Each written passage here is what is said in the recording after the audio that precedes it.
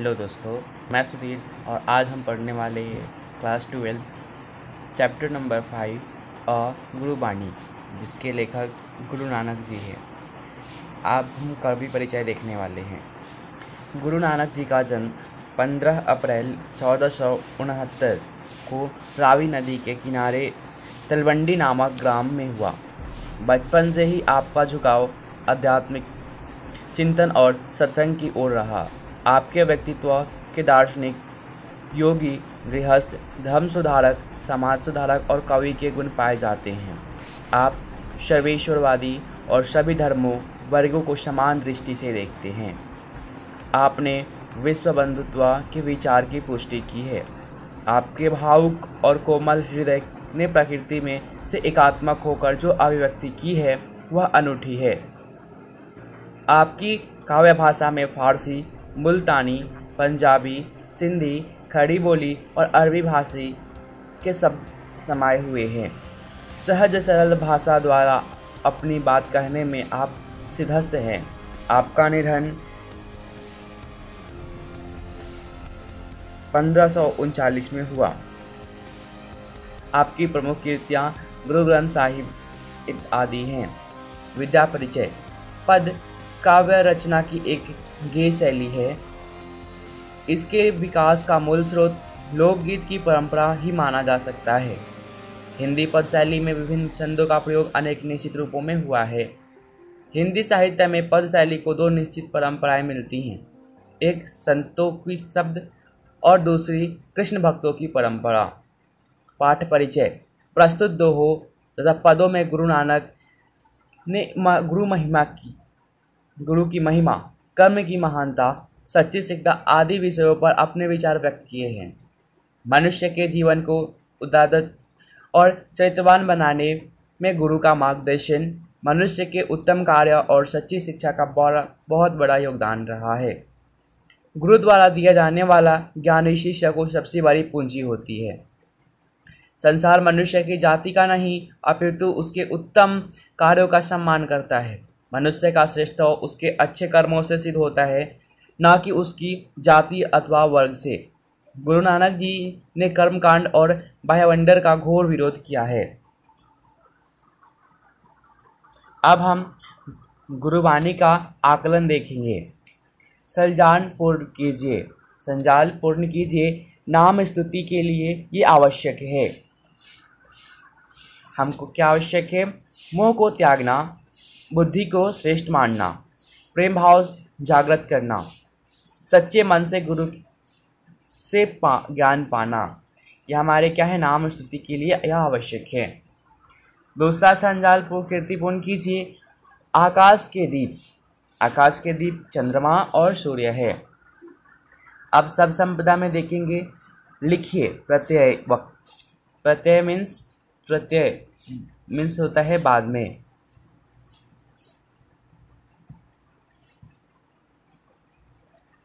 प्रत्यय का मीनिंग होता है बाद में।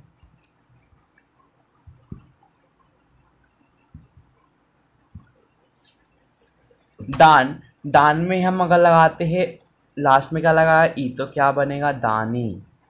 सेकेंड आपका है दान में कौन प्रत्यय लगा? ई प्रत्यय। दया में आलू लगाया प्रत्यय, तो क्या हुआ? दयालु। गुण में वान लगाया तो गुणवान। ये हमारे क्या है? प्रत्यय। आगे है अंतर प्लस आल, अंतराल। अभिव्यक्ति, हम अगला प्रश्न देखने वाले हैं अभिव्यक्ति। प्रश्न संख्या 1। गुरु बिन ज्ञान न होई, उक्ति पर अपने विचार लिखिए। ये कथन कहने का मतलब है गुरु के बिना ज्ञान नहीं अर्जित किया जा सकता है। सॉल्यूशन, ज्ञान की कोई सीमा नहीं है। विभिन्न क्षेत्र में भिन्न भिन्न प्रकार के ज्ञान की आवश्यकता होती है। यह ज्ञान हमें किसी न किसी व्यक्ति से मिलता है। जिस व्यक्ति से हमें यह ज्ञान मिलता है वही हमारे लिए गुरु होता है। बचपन में बच्चे का पालन पोषण कर उसे बड़ा करने बोलने, चालने और बोली भाषा सिखाने का काम माता करती है। उस समय वह बच्चे की गुरु होती है। बड़े होने के पर बच्चे को विद्यालय में शिक्षकों से ज्ञान प्राप्त होता है। पढ़ लिख कर जीवन में पदार्पण करने पर हर व्यक्ति को किसी न किसी से अपने काम काज करने का ढंग सीखना पड़ता है। इस तरह के लोग हमारे लिए गुरु के सम्मान होते हैं। मनुष्य गुरु से ही सीखकर विभिन्न कलाओं से में पारंगत होता है। बड़े बड़े विद्वान, विचारक, राजनीति, समाजशास्त्री, वैज्ञानिक, अर्थशास्त्री अपने अपने गुरु से ज्ञान प्राप्त कर ही महान हुए हैं। अच्छी शिक्षा देने वाला गुरु होता है। गुरु की महिमा अपरंपार है। गुरु ही हमें गलत या सही में भेद करना सिखाते हैं। वे अपने मार्ग से भटके हुए लोगों को सही मार्ग दिखाते हैं। यह सच है कि गुरु के बिना ज्ञान नहीं होता।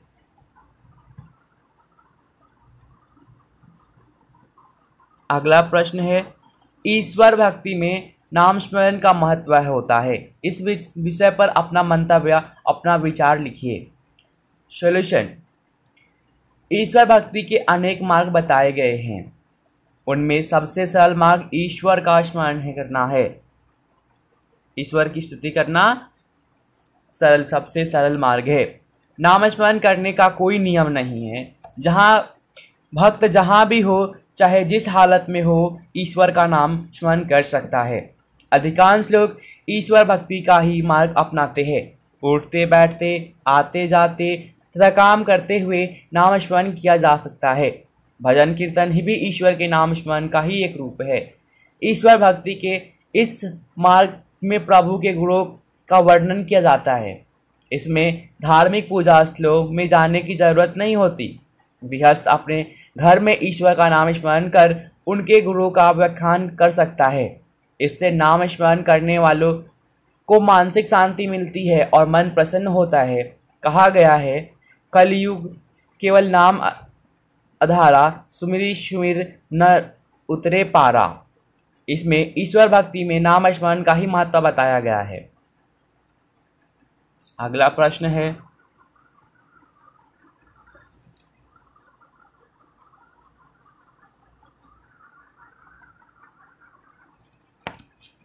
गुरु निष्ठा और भक्तिभाव से ही मानव श्रेष्ठ बनता है।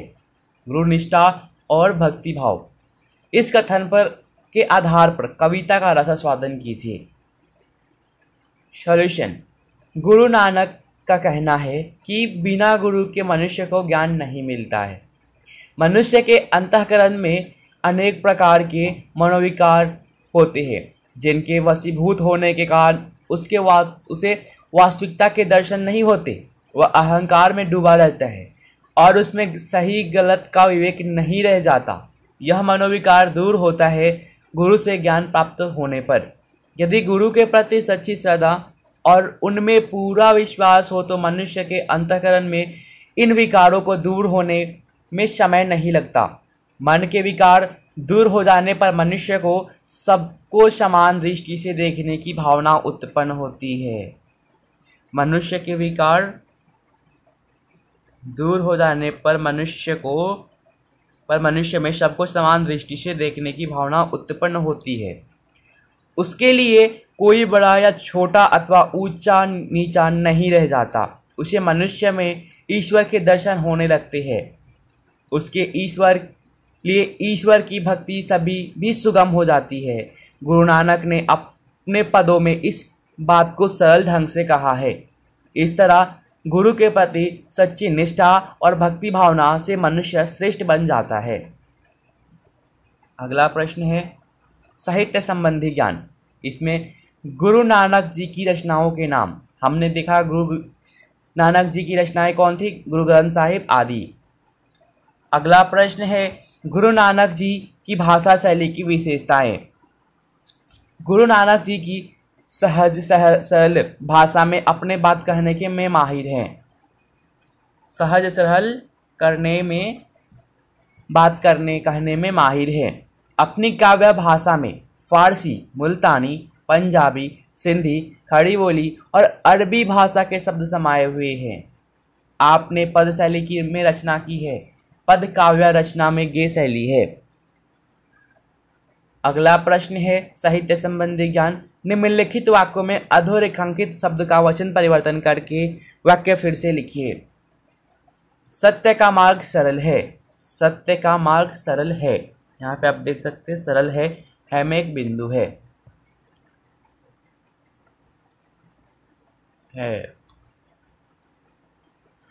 अगला प्रश्न है, हथकड़ियाँ लगाकर बादशाह अकबर के दरबार को ले चले। हथकड़ियाँ क्या है, हमारा बहु प्लूरल है, इसको सिंगुलर करेंगे हथकड़ी। हथकड़ी लगाकर बादशाह अकबर के दरबार को ले चले।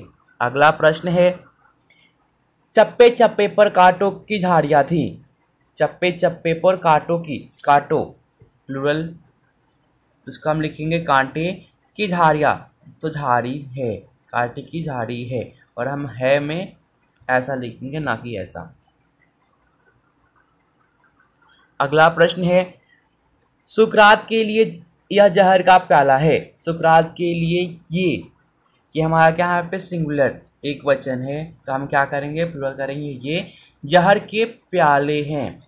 अगला प्रश्न है, रूढ़ी स्थिर है, परंपरा निरंतर गतिशील है। रूढ़िया सिंगुलर, तो क्या करेंगे, प्लूरल। रूढ़िया स्थिर है, परंपराएं गतिशील हैं। अगला प्रश्न है, उनकी समस्त खूबियां खामियों के साथ स्वीकार कर ले। उनकी समस्त, देखो यहाँ पे क्या है, बहुवचन है, हमको करना होगा एक वचन, तो क्या करेंगे, खूबी कमी।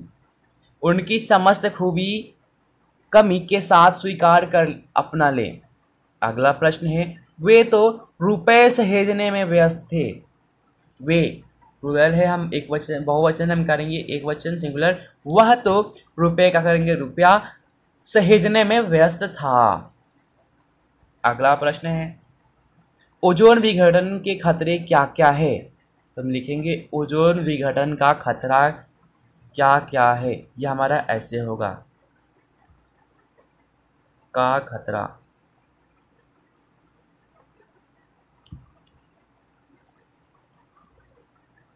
अगला प्रश्न है, शब्द में अर्थ छुपा होता है। तो हम लिखेंगे शब्दों में, शब्द को क्या करेंगे, शब्दों में अर्थ छुपे होते हैं। अगला प्रश्न है, अभी से उसे ऐसा कोई कदम नहीं उठाना चाहिए। इसका प्लूरल होगा, अभी से उसे ऐसा का ऐसे कोई कदम नहीं उठाने चाहिए।